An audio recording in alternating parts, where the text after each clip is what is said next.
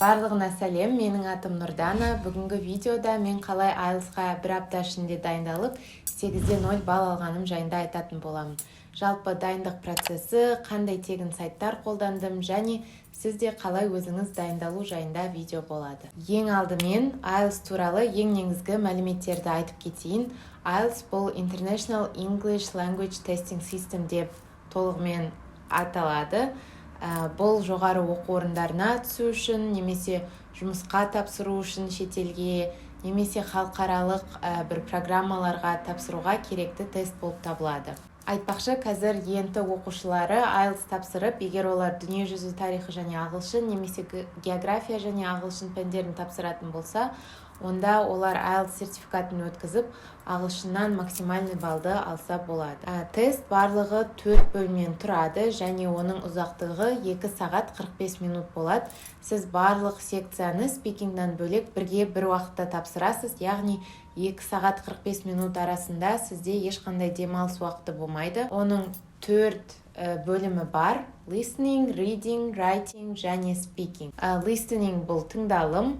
Ұзақтығы шамамен 30 минуттай болады. Ол да 4 бөлімнен құралған, және сіз paper-based тапсыратын болсаңыз, онда сізге қағаздан transfer sheet жауаптарыңызды жазуға қосымша 10 минут беріледі.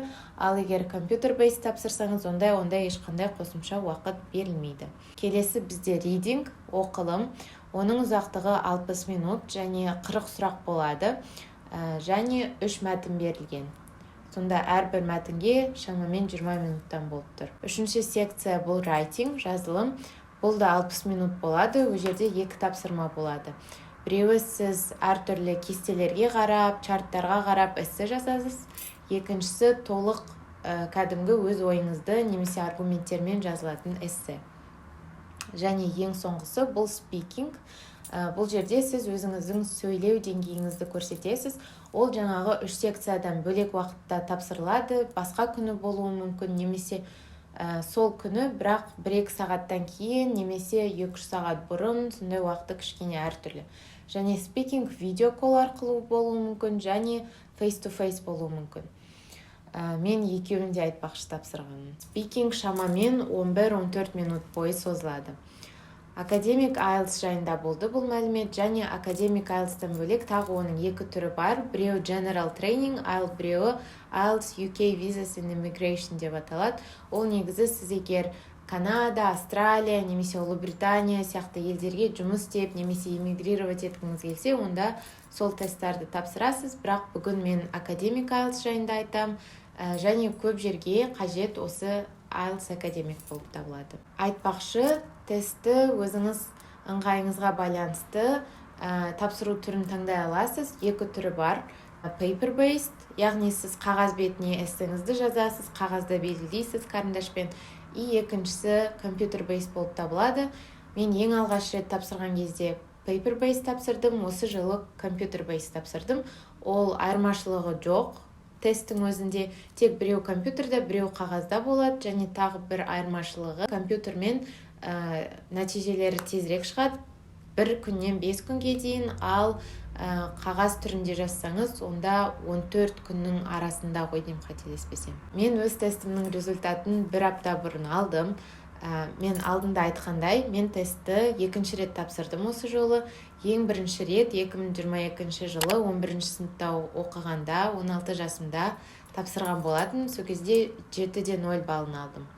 Ал осы жолы менде 8-ден 0. Айтпақшы, тест, егер білмесеңіз, ол ақылы түрде. Мен IDP центрінде тапсырдым. Тесттің бағасы қазір 95.400 теңге болады. Соны бірінші төлейсіз, регистрациядан өтесіз, содан кейін сіз датаны таңдайсыз, сол датаға дейін ақшаны төлеп регистрациядан өтіп қою керек. Listening секциясы бойынша менде 9-дан 0, бірақ ол менде one skill retake болды, яғни мен оны қайтадан тапсырдым. Алғашында менде 8-ден 0 болды, ал соңғы тапсырғанда 9-дан 0.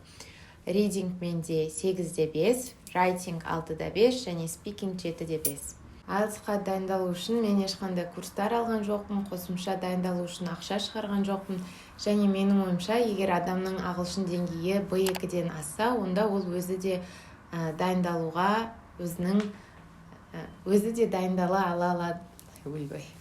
Егер адамның ағылшын деңгейі B2-ден жоғары болса, онда ол адам өзі де тестке дайында алады деп ойлаймын. Бірақ шынымды айтсам, мен тым өзіме сенімді болып қойыппын, себебі айтып тұрғандай мен 2 апта қалғанда регистрациядан өттім тестке, сосын менде 1 апта қалды дайындыққа.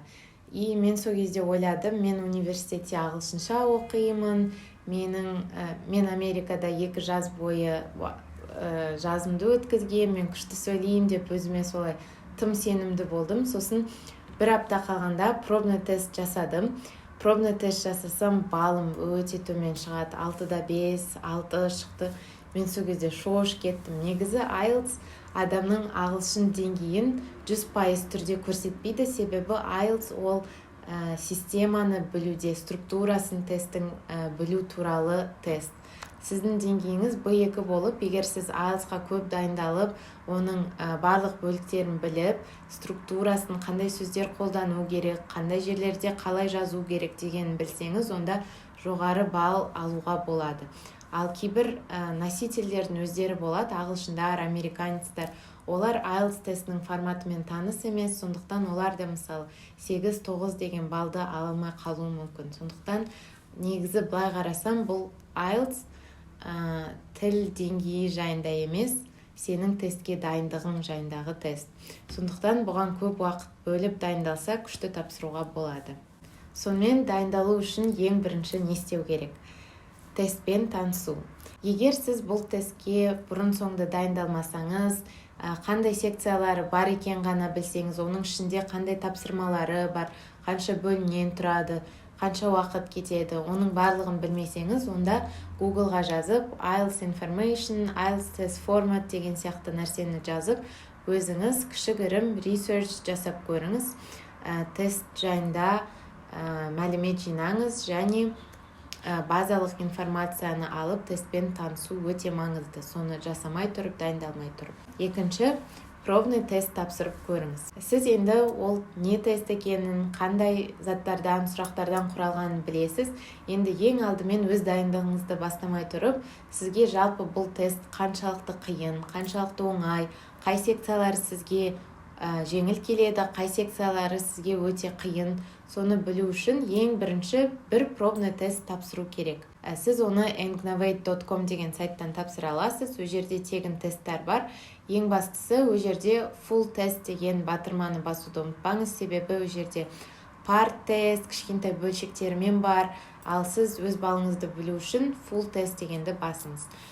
Мен ол жерде тек reading мен listening мен өте көп дайындалдым.